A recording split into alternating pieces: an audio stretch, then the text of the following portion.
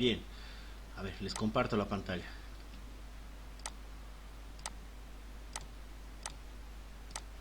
Ahí está. Tenemos introducción a lo que son el SMC, International Training. Esta es una empresa que se dedica a hacer la fabricación de sensores. ¿Sí? Vamos a ver lo que son los sensores industriales. A ver, ¿por qué hay una clasificación en las máquinas? Se van a dar cuenta que hay una clasificación que se maneja en todas las máquinas, ya sean amoladoras, taladros, mezcladoras y demás equipos eléctricos. Y esta clasificación viene en profesional, semi-industrial, industrial. ¿Cuál es la diferencia entre esas tres categorías? Las revoluciones y los watts de potencia, profe. Muy bien, uno es eso, excelente. ¿Qué apellido ese joven? Suna, profe. Muy bien, uno es eso, muy bien, Suna. ¿Qué otra diferencia hay? La calidad también, profe. ¿En qué sentido la calidad? Eh, Las Pro, por ejemplo, duran más, son más resistentes, el costo inclusive es más elevado. En... Ya, ¿qué apellidas? Sigue siendo Suna, profe. ¿Qué?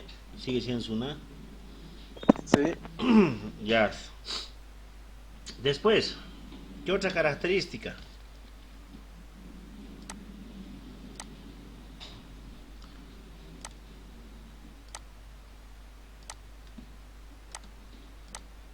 ¿Qué otra característica, muchachos? El buen empleo acerca de su función, profe. Y ya va por ahí. Es algo relacionado con eso. Es algo relacionado con el buen empleo de su funcionamiento. A ver, los taladritos que ustedes usan, las amoladoras que usan, ¿por qué vienen en categorías, en esas tres categorías?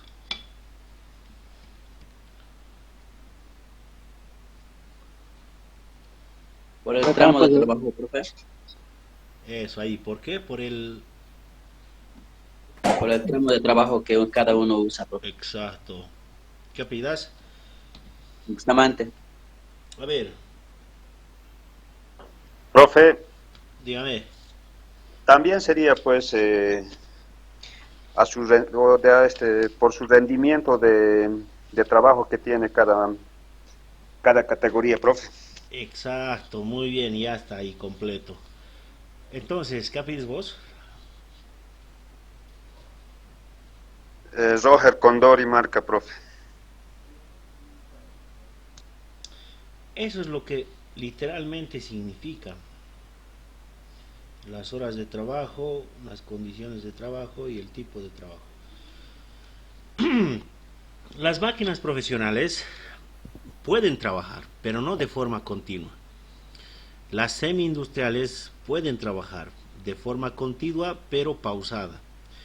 Y las máquinas industriales, entre comillas, podrían trabajar de una manera continua hasta 4 horas.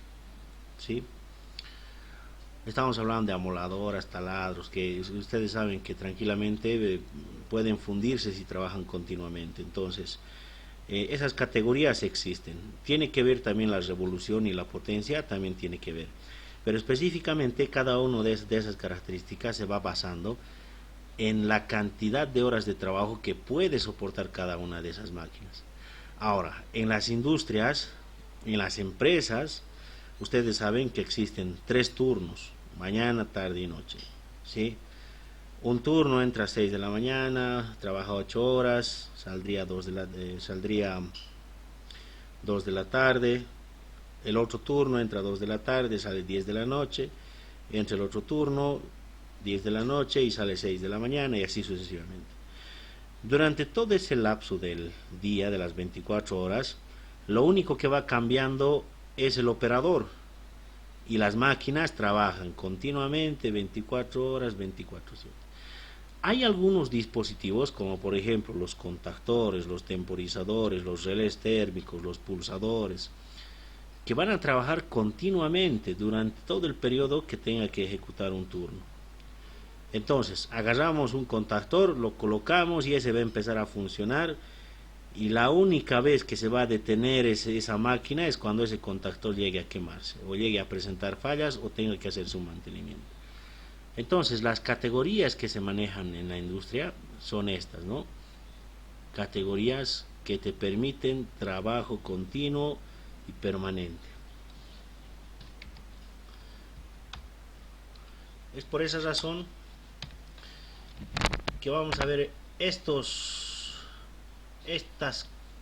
4 partes: introducción, lo que son sensores industriales convencionales o sensores industriales avanzados. Tenemos la descripción. ¿Qué es un sensor? Un sensor es un aparato capaz de transformar magnitudes físicas o químicas, llamadas variables de instrumentación, en magnitudes eléctricas. Las variables de instrumentación dependen del tipo de sensor y pueden ser, por ejemplo, temperatura, intensidad lumínica, distancia, aceleración, inclinación, desplazamiento, presión, fuerza, torsión, humedad, pH, etc. Entonces, una magnitud eléctrica obtenida puede ser una resistencia como el RTD, una resistencia variable, una capacidad eléctrica como en un sensor de humedad, una tensión eléctrica como en una termocupla, un termopar, o una corriente eléctrica como un fototransistor. Me explico qué es un sensor. El sensor es aquel que puede medir las magnitudes físicas. Por ejemplo, en este caso, aquí ustedes observan un sensor RTD, una termocupla, ¿sí? Este sensor lo que hace es recibir o testear temperatura en este extremo. Al testear la temperatura internamente, lo que produce es un desplazamiento leve de corriente. La temperatura que se induce en esta termocupla llega a desplazar una leve corriente, y esa corriente es la que se va a encargar de ser transmitida a un transductor, y el transductor va a convertir esa señal eléctrica que recibe en miliamperios en un estado. Puede ser normalmente abierto o normalmente cerrado. ¿Cómo es posible eso? Esta termocupla, a medida que va haciendo circular la corriente, va a ser directamente proporcional a la cantidad de temperatura que se aplica en esta termocupla. Si es una temperatura de 100 grados, va a poder correr una corriente de 30 miliamperios.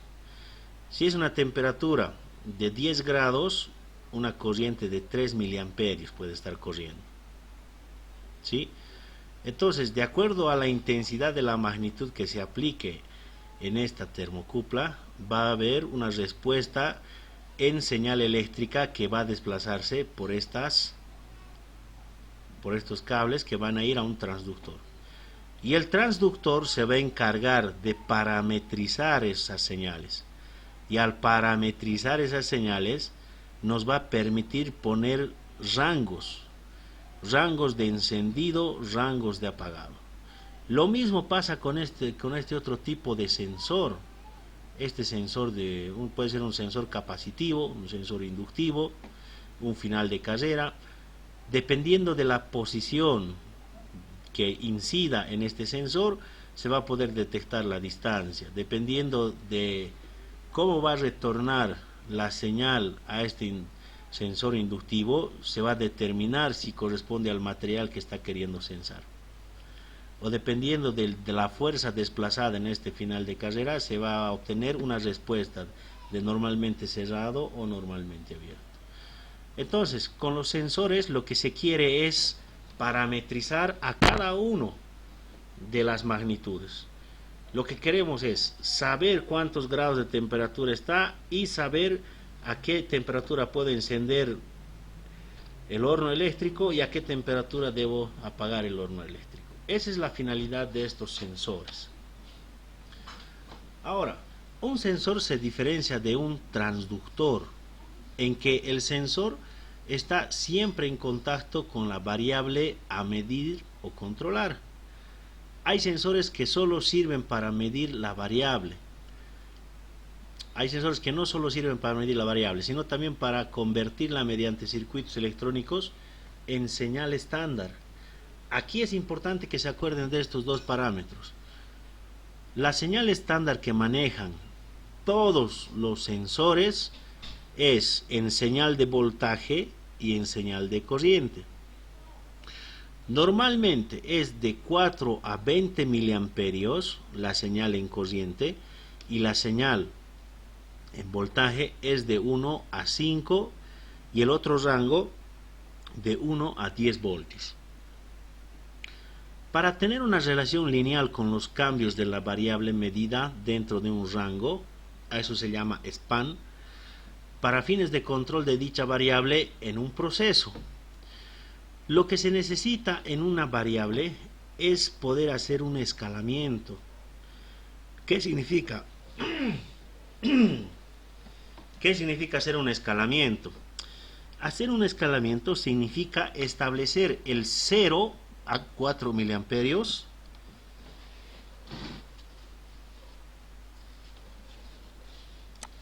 un momentito por favor, jóvenes.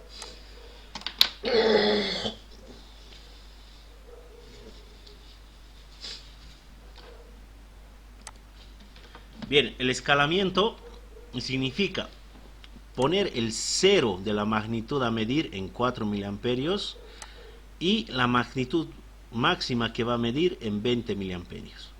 Entonces voy a parametrizar en este rango para que de acuerdo a la temperatura que esté manejando me bote en señal entre un rango de 4 a 20 miliamperios. ¿Sí? O en rango de voltaje de 1 a 5 o de 1 a 10 voltios de corriente directa. Puede decirse también que es un dispositivo que aprovecha una de sus propiedades con el fin de adaptar la señal que mide para que la pueda interpretar otro dispositivo, como por ejemplo el termómetro de mercurio, que aprovecha la propiedad que posee del mercurio de dilatarse o contraerse por la acción de la temperatura, y lo que hacen es colocarlo dentro de un tubito pequeño de ensayo de vidrio, y lo que hacen es segmentar líneas para que el mercurio, al ir dilatándose o contraerse, te dé una temperatura de acuerdo a la temperatura que está exponiéndose. Un sensor también puede decirse que es un dispositivo que convierte una forma de energía en otro tipo de energía.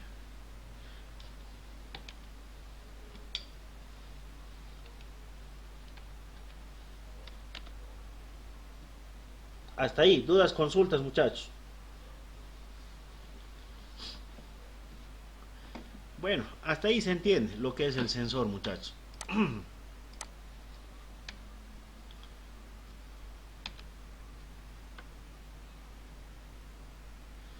Características generales. Entre las características técnicas típicas de un sensor destacan lo siguiente: rango de medida, que es el dominio en la magnitud medida en el que puede aplicarse el sensor. Precisión es el error de la medida máximo esperado. El offset o derivación de cero, valor de la variable de salida cuando la variable de entrada es nula. Si el rango de medida no llega a los valores nulos de la variable de entrada, habitualmente se establece otro punto de referencia para definir el offset. La sensibilidad de un sensor relacionan entre la variación de la magnitud de salida y la variación de la magnitud de entrada.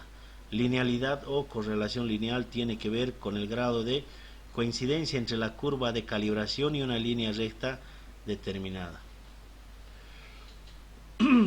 Todos estos términos que les estoy mencionando, rango de medida, precisión, derivación de cero, sensibilidad de un sensor, linealidad o corrección lineal, eso es lo que ustedes ya han visto en medidas eléctricas. Estos son parámetros que van estableciendo la fidelidad de cada uno de los dispositivos. Características generales: resolución, es la mínima variación de la magnitud de entrada que puede apreciarse a la salida. Rapidez de respuesta puede ser un tiempo fijo o depender de cuánto varíe la magnitud a medir. Depende de la capacidad del sistema para seguir las variaciones de la magnitud de entrada. Y lo que son las derivadas. Las derivadas son otras magnitudes aparte de la medida, como magnitudes de entrada que influyen en la variable de salida.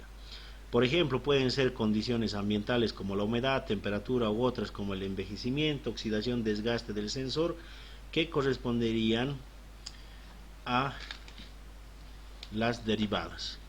Repetibilidad.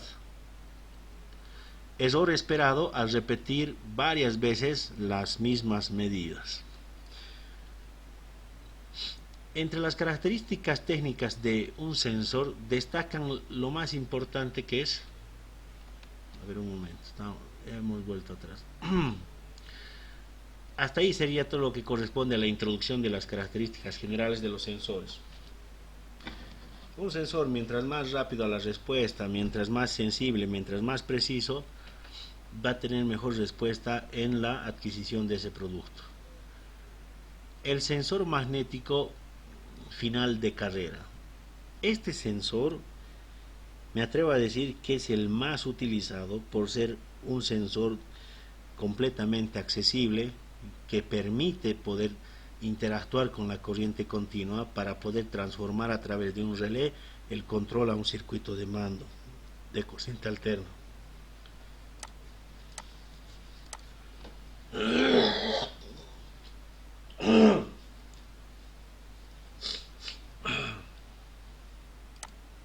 Entonces, existen dos tipos principales de detectores magnéticos para actuadores neumáticos. Estos son para los cilindros neumáticos, para los que funcionan con aire, las válvulas 2-3 vías. Tipo red, que sería en esta forma, conmutador con contactos mecánicos. Los actuadores neumáticos internamente tienen un anillo magnético. El contacto del detector consiste en una chapa metálica que, ante la proximidad del campo magnético generado por el anillo del actuador, es atraída hacia él, cerrando el contacto. Entonces, este es un sensor magnético. Internamente tienen un imán con campo magnético, los sensores que vienen en los cilindros neumáticos. Al desplazarse y al contraerse, ese sensor que internamente tiene le permite establecer la posición actual del émbolo de ese cilindro. Existe otro tipo de sensor magnético como final de carrera. Existe un tipo estado sólido, contiene una resistencia magnetosensible que reacciona ante un campo magnético de la misma manera que la resistencia de un elemento fotosensible. Cuando recibe la influencia de la luz, un circuito electrónico convierte en el cambio de resistencia en un comportamiento encendido o en un comportamiento apagado. Estos detectores pueden ser de 2 hilos o 3 hilos.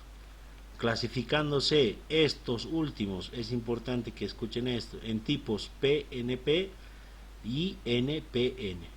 La diferencia fundamental entre los tipos reside en la forma de conexión y esta forma de conexión de la carga de los mismos. Y esto es lo que van a averiguar, a un grupo le va a tocar esto. ¿En qué consiste la diferencia de una conexión de un sensor PNP y un NPN? ¿Sí? Esto particularmente se diferencia por el común que van a usar. O sea, en instalaciones domiciliarias lo que ustedes hacen es utilizar línea para controlar el paso y el corte de la corriente eléctrica. En este caso, en corriente continua, podemos usar el neutro para poder controlar el paso de la corriente eléctrica. En este caso el PNP significa positivo o negativo. Podemos usar el negativo para controlar el paso de corriente o podemos usar el positivo para el paso de corriente. Pero de todas formas hay un grupo que va a exponer y va a averiguar específicamente a qué se refieren esas diferencias.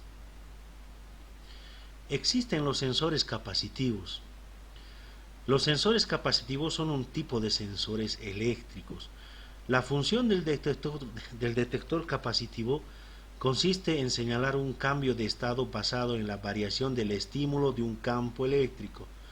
Los sensores capacitivos detectan la presencia de objetos metálicos o no metálicos, midiendo el cambio en la capacitancia, lo cual depende de la constante dieléctrica del material a detectar, su masa, tamaño y distancia hasta la superficie sensible del detector. A ver, entenderemos esta parte. ¿Qué es el campo eléctrico? A ver, ¿alguien me puede decir qué se entiende por el campo eléctrico?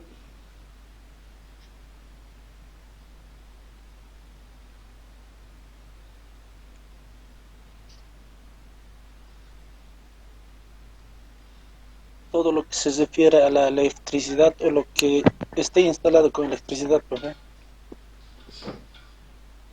Va por ahí. El campo eléctrico hace Es referencia... profe. ¿Perdón? Perdón. Adelante, El adelante. campo eléctrico, profe, es donde se construye o se forma una gran electricidad a medida de los estos, profe, de las bobinas y puede ser también con la ayuda de un condensador y un imán. Muy bien, muy bien. Tienes razón. El campo eléctrico se define como una carga equipotencial. ¿A qué me refiero? A ver, el campo eléctrico tiene la facilidad de poder atraer objetos que sean de diferente polaridad a la carga del campo eléctrico. O sea, no necesariamente el campo eléctrico va a tener que ser un imán. ¿Por qué? Porque el sensor capacitivo que funciona con campo eléctrico puede detectar objetos metálicos como también no metálicos. Entonces, el campo eléctrico es esa carga equipotencial que se resume a la punta del lapicero que ustedes frotan en su cabello y después de frotar el lapicero en su cabello empiezan a levantar papelitos de la mesa. ¿Han hecho alguna vez esa prueba? ¿Han frotado el lapicero en su cabello? ¿Han picado papelitos en la mesa? Y antes de que el lapicero toque al papel, el papel es atraído hacia el lapicero. Sí, profe, yo he hecho la prueba. A eso se Sí, llama profe. campo eléctrico. Y como han podido ver, el papel no es metálico. El papel es orgánico, ¿no ves? El papel es papel. Pero al tener una carga diferente a el lapicero, porque estáticamente lo hemos cargado al lapicero, al tener una descompensación eléctrica entre esos dos objetos, ese campo lo va atrayendo. Entonces, básicamente, ese es el principio de funcionamiento de este sensor capacitivo. Tiene esa ventaja de poder detectar objetos no metálicos y metálicos por esa capacidad de carga equipotencial que tiene este sensor. Ahora, cuando un objeto, como dice aquí, conductor se acerca a la carga activa del detector, el objeto actúa como un condensador. El cambio de la capacitancia es significativo durante una larga distancia. Si se aproxima un objeto no conductor, solamente se produce un cambio pequeño en la constante dieléctrica y el incremento en su capacitancia es muy pequeño comparado a los materiales conductores. Hay que tomar nota de los factores de corrección al comparar las distintas distancias de detección. Estos sensores capacitivos se pueden utilizar para poder medir niveles del agua, por ejemplo. El agua no es un material conductor, no es un material metálico, pero el solo hecho de ser un fluido y tener una viscosidad va a hacer que el campo que emite el sensor capacitivo perciba que hay un objeto ahí. Después, ¿qué más tenemos? Los sensores inductivos. Los sensores inductivos son un tipo de sensores eléctricos. Sirven para detectar materiales metálicos ferrosos. Son de gran utilización en la industria, tanto para aplicaciones de posicionamiento como para detectar la presencia de objetos metálicos en un determinado contexto, control de presencia o de ausencia, detección de paso, de atasco, de posicionamiento, codificación y de conteo. Han sido diseñados para trabajar generando un campo magnético y detectando las pérdidas de corriente de dicho campo generadas al introducirse en los objetos férricos y no férricos. El sensor consiste en una bobina con núcleo de ferrita, un oscilador, un sensor de nivel, de disparo de la señal y un circuito de salida.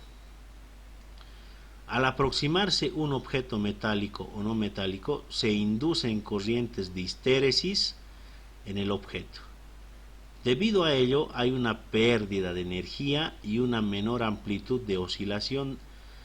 El circuito sensor reconoce entonces un cambio específico de amplitud y genera una señal que conmuta la salida de estado sólido o la posición on-off. Entonces, ¿qué es lo que hace este sensor inductivo? Este sensor inductivo internamente tiene una bobina y esa bobina es alimentada con corriente continua y dentro de esa bobina se produce una oscilación. Esa oscilación es para que se pueda producir un campo magnético variable en esta punta. Cuando yo le acerque objetos metálicos, ese campo magnético que se genera en la punta se va a distribuir en todo el objeto metálico. ¿Sí? Es como un transformador. Cuando un transformador es energizado, van a ver que en la carcasa del núcleo se siente el campo magnético que va irradiando la bobina. Lo mismo aquí. Al ser un objeto metálico, el campo magnético que está generando la punta se va a introducir a toda la parte metálica y va a magnetizar esa parte metálica. Al hacer eso, la punta estaría perdiendo ese campo magnético. Y al perder ese campo magnético, el sensor me produce un cambio en la señal de salida.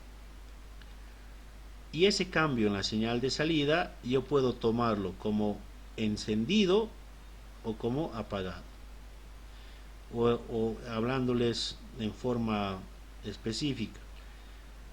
Cuando detecte un objeto metálico, quiero que me mande una señal de 1 para poder activar un contactor, digamos. O cuando detecte la presencia metálica, que me mande la señal 0 para desactivar el contacto. Ahora, ¿qué pasa cuando detecta materiales que no son magnéticos? Cuando se acerque un objeto no magnético a la punta que tiene campo irradiando, lo que va a producir es una leve perturbación en el campo magnético por ser un conductor aislante.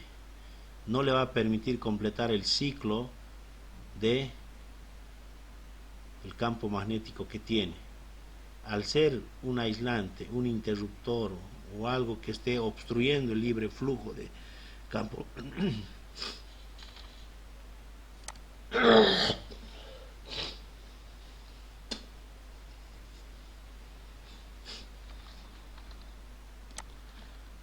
al ser un objeto que va a obstruir el libre flujo del campo magnético, va a detectar esa pérdida de campo magnético y también me va a mandar una señal. Entonces, esos serían los 3 sensores que podría utilizar para posicionamiento. Repasamos: sensor magnético, sensor capacitivo. El sensor magnético me permite saber la posición de un objeto a través de un imán de posicionamiento que se coloca en los émbolos de los cilindros. Segundo, el sensor capacitivo. El sensor capacitivo me permite detectar objetos metálicos y objetos no metálicos. Con eso también puedo detectar la presencia, puedo hacer conteos, puedo hacer posicionamiento. El tercero, sensores inductivos. Específicamente el sensor inductivo se usa para piezas metálicas, para piezas que pueden tener ganancia magnética. ¿Sí? Si necesito detectar el posicionamiento de un objeto que no sea metálico, tengo que usar un sensor capacitivo. Existe otro sensor, el sensor fotoeléctrico. ¿Cuál es el principio de funcionamiento? Este es el sensor fotoeléctrico. Como ustedes pueden observar, tiene 2 ojitos el sensor eléctrico. ¿Cómo funciona? Los sensores fotoeléctricos, como su nombre indica, son un tipo de sensor eléctrico. Un sensor fotoeléctrico es un dispositivo electrónico que responde al cambio en la intensidad de luz. Estos sensores requieren de un componente emisor que genera la luz y un componente receptor que ve la luz generada por el emisor. La construcción de este tipo de sensores se encuentra basada en el empleo de una fuente de señal luminosa, que puede ser una lámpara o puede ser diodos LED o diodos láser. ¿De qué va a depender si es una lámpara, diodos LED, diodos láser? De la distancia de trabajo. Y es necesario una célula receptora de dicha señal, como pueden ser fotodiodos o fototransistores, según la forma en que se produzca esta emisión de detección de luz. Podemos dividir este tipo de sensores en sensores por barrera, sensores por reflexión. Los sensores por barrera detectan la existencia de un objeto porque interfiere la recepción de la señal luminosa. Entonces estos sensores de barrera, colocas un sensor emisor y otro sensor receptor. Continuamente el emisor está mandando un haz de luz al receptor. Si existe un objeto que interrumpa esa emisión de luz, ya se puede contar como un objeto o puede contarse como un fallo, un evento. Entonces los sensores que son por barrera son sensores que están siempre frente a frente. Los sensores por reflexión, la señal luminosa es reflejada por el objeto y esta luz reflejada es captada por el captador fotoeléctrico, lo que finalmente indica al sistema la presencia de un objeto. Entonces, este sensor por reflexión es un sensor como este, tiene un emisor, tiene un receptor. Cuando el objeto pase, el haz de luz emisor va a reflejarse en el objeto. Dependiendo del tipo de color que tenga o del tipo de material que tenga, va a incidir esa luz directamente en el receptor. Y si es muy brillante, va a ser más el reflejo. Si es un objeto oscuro, el haz de luz no va a rebotar con toda su intensidad. ¿Sí? Esos dos tipos de sensores entonces tenemos, el de barrera y el sensor por reflexión.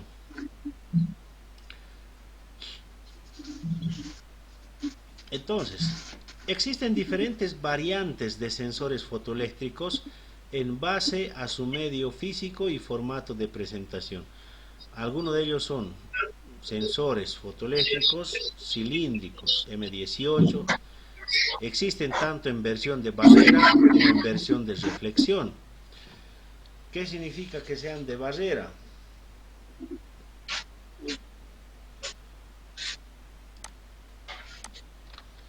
Habíamos dicho que los sensores de barrera son sensores que se posicionan uno frente al otro.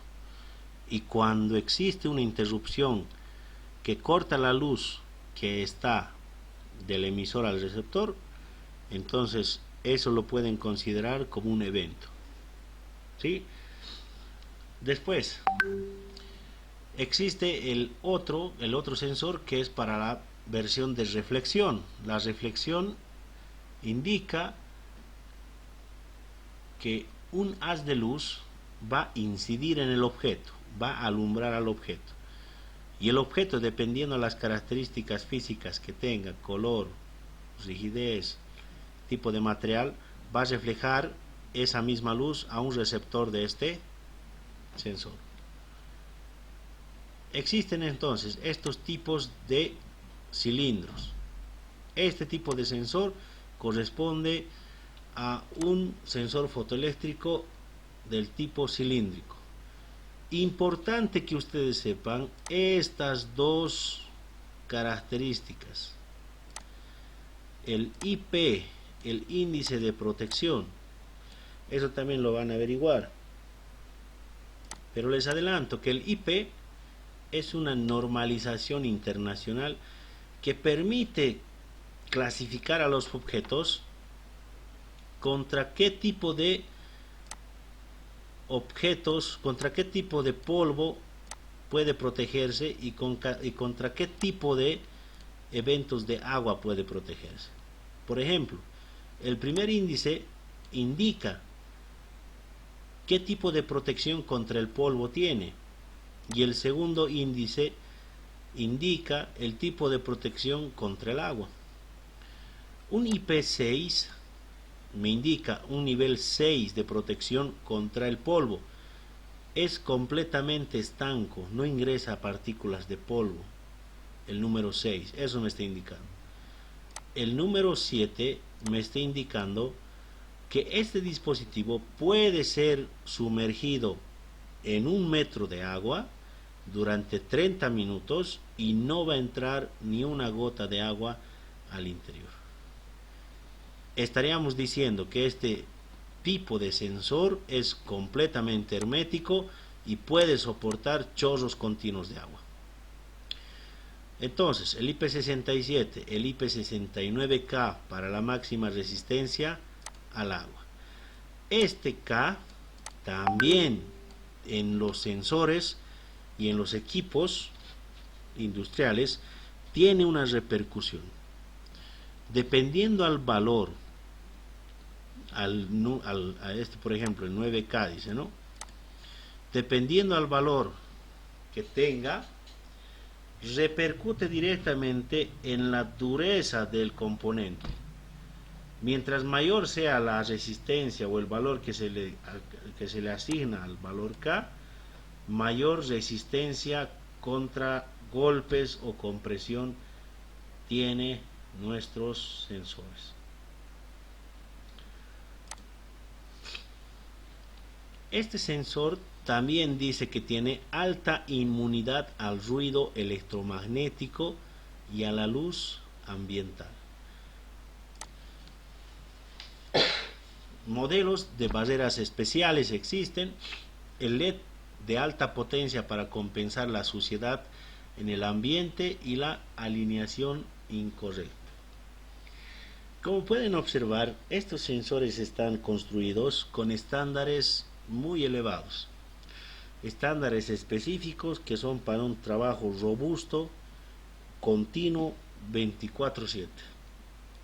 Y estas certificaciones que ustedes observan indican que son productos que van a poder soportar un trabajo duro. Sensores fotoeléctricos tipo 2. Tenemos ultra compactos. Existen tanto en versión de barrera como en versión de reflexión. Versión de barrera frente a frente, versión de reflexión, ilumino el objeto, me retorna la luz y ahí determino qué acción tomar.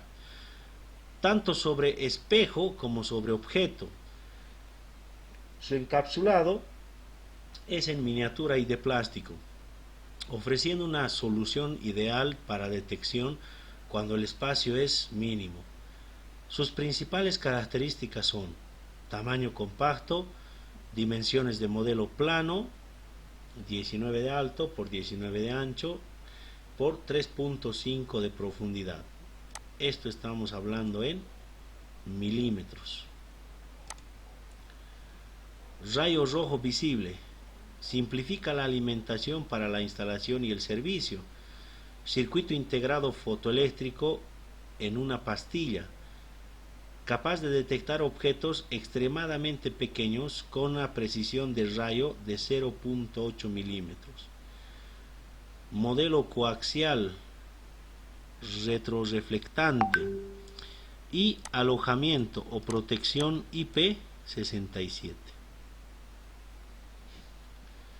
Sensores fotoeléctricos tipo 3, tipo de fibra óptica. Existen tanto en versión de barrera como en versión de reflexión, tanto sobre espejo como sobre objeto.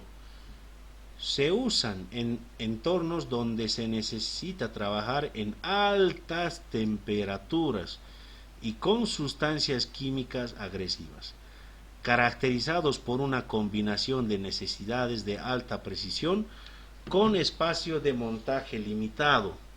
Sus principales características son detección de objetos de alta precisión muy fiable, instalación sencilla, larga vida útil del sensor para todas las aplicaciones comunes, fibras de alta flexibilidad y salida de cable de 90 grados para evitar rupturas.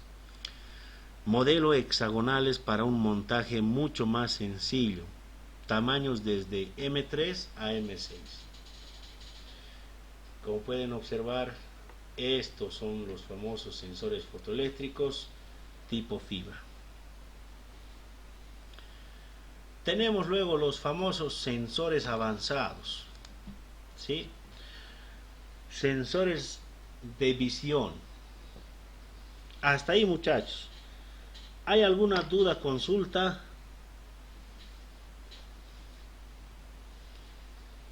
¿O se han dormido? Profe, buenas noches. ¿Cómo estás? Buenas noches. Todo bien, está ahí, profe. Tengo una consulta, profe. Adelante. En cuanto al IP67 y el IP69K, ¿esos números son el estándar en cuanto a estos sensores o puede ir o varía entre en cuanto a la resistividad que tiene? Buena pregunta. Bueno, en este caso, lo importante para garantizar lo que es la categoría industrial, necesitan certificar con un índice de protección IP69. Perdón, IP67. Máxima protección contra el polvo y máxima protección contra el agua. Ese es un estándar. Ahora, donde puede haber modificaciones es en el IK, que puede soportar el golpe o caídas de objetos de 1 kilo a 30 centímetros, objetos de 2 kilos con una caída de 10 centímetros,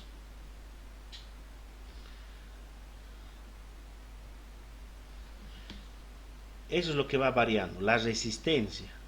Pero dependiendo al uso que se le va a dar a estos sensores, obviamente se va a determinar qué tipo de IK va a tener.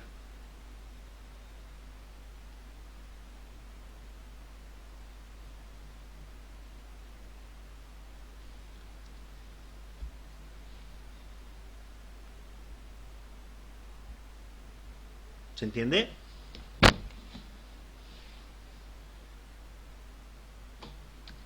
Pues, tal vez sigo con la duda. En caso de que el IP o existe algún IP en vez de 67 puede ser 36 o no existe, así profe. Ah, es lo que tienen que averiguar ustedes, muchachos, pero obviamente existe. A ver, les muestro.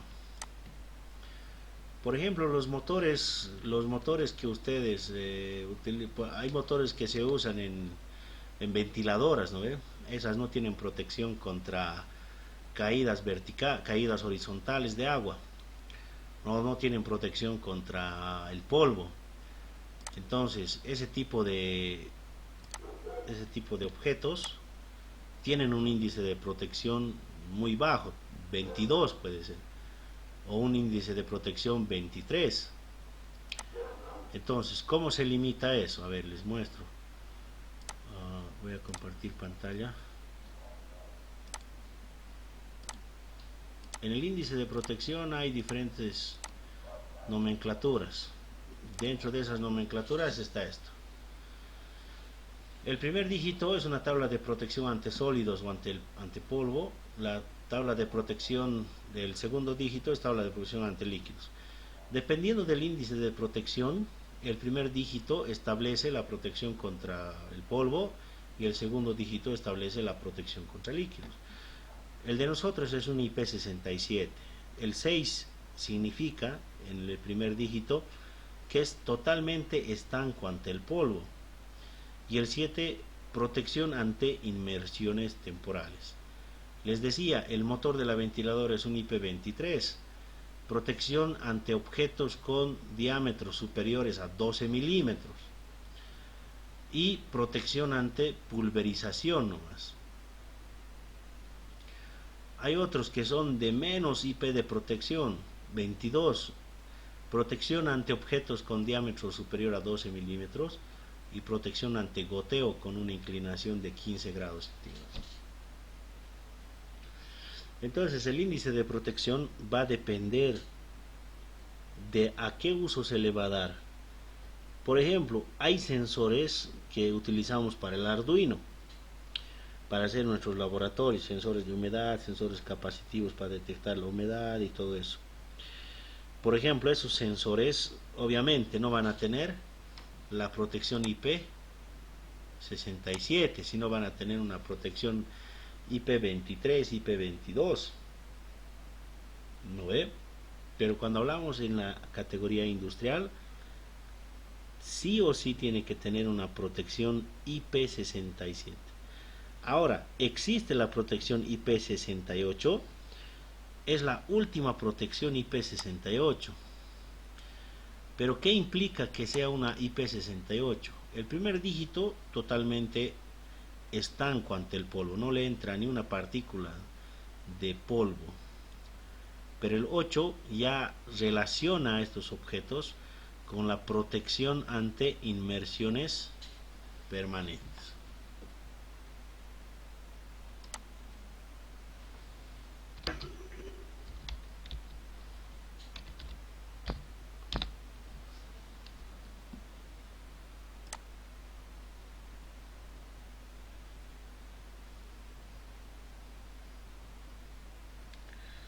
¿Qué otras dudas, consultas más, muchachos? Como les estaba comentando, esta parte es una introducción a lo que va a ser Automatismos 2. Entonces, los sensores que vamos a manejar en Automatismos 2 van a tener que ver con estos sensores que les he ido mostrando. Como están laburando fuerte y duro ustedes, no les va a costar mucho comprar un sensor capacitivo, un inductivo. No que está normal va a ser eso. A ver, les voy a mostrar hasta qué vamos a abarcar. ¿Cuánto es normal, profe? Unos 300 luquitas, así nomás. Pero eso también les puede Para los que no tenemos... les puede servir para sus proyectos de grado también que van a hacer, ¿no? Entonces, desde ahora pueden ir proyectando un proyecto con el cual pueden graduarse.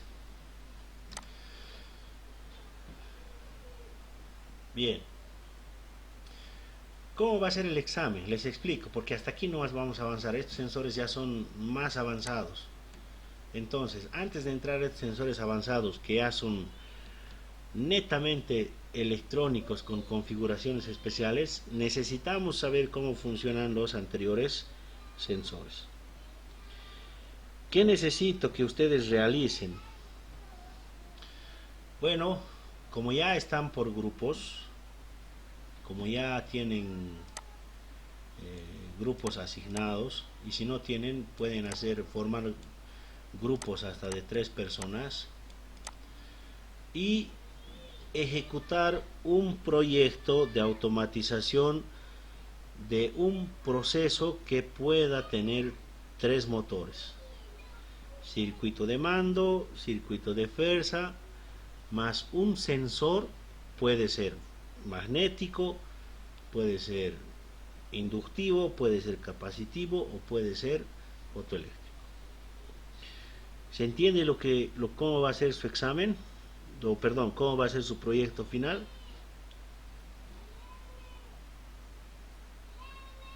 Reply. ¿Puedes repetir, profe? Claro, cómo no.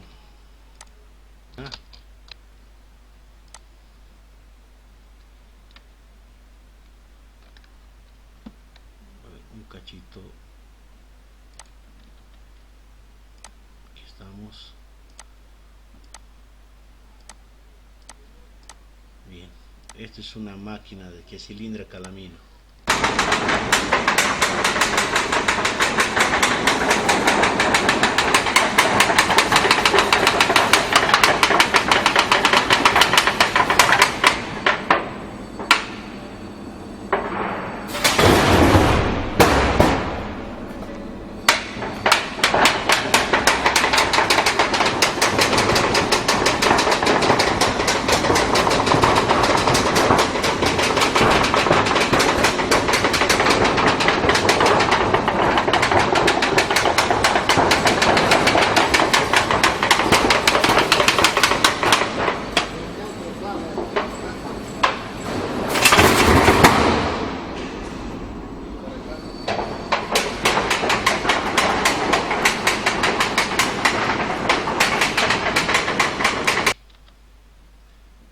No se ve bien el proceso ahí, a ver, un momentito.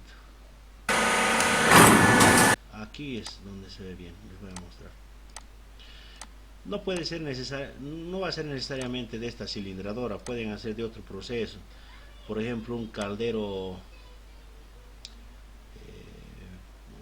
puede ser un caldero eléctrico, o unas dosificadoras,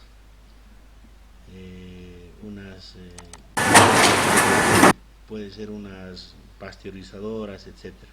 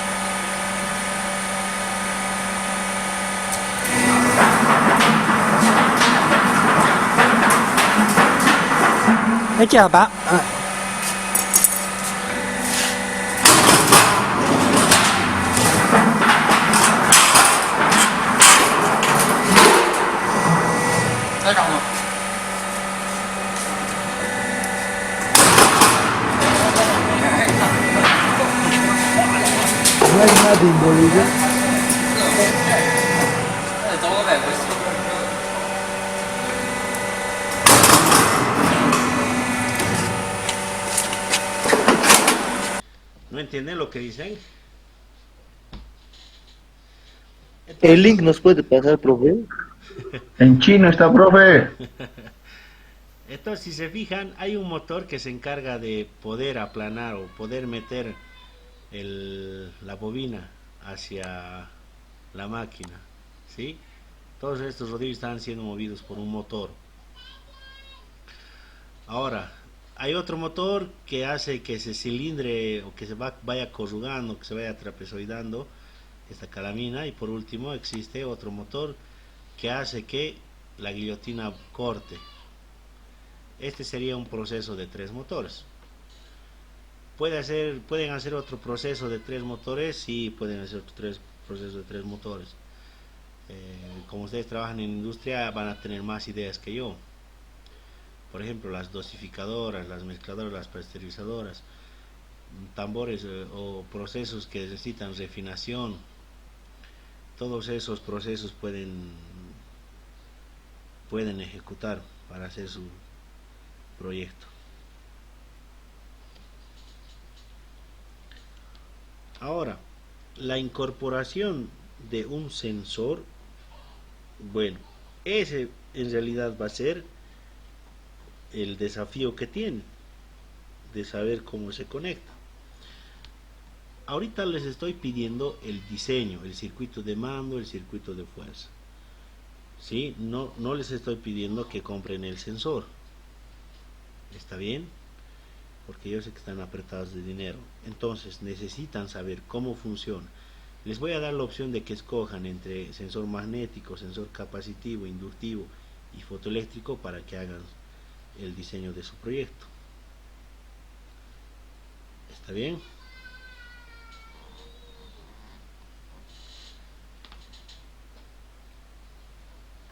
Profe, entonces solo quiere el diseño del circuito de mando y de fuerza y la incorporación de un sensor. No necesitamos realizarlo en los tableros que tenemos, ¿no, profe? La primera parte es solamente eso, el diseño. ¿Sí? Hasta la otra semana, el diseño. Y la segunda parte ya va a ser la incorporación. Y esa segunda parte es donde vamos a ir al tecnológico y turnarnos para poder revisar esos proyectos armados. La primera parte es escoger un proyecto, diseñar el circuito de mando y el circuito de fuerza. Me lo presentan el martes.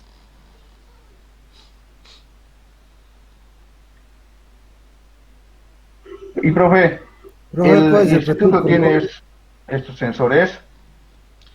Ah, no, estos sensores no los tengo, muchachos.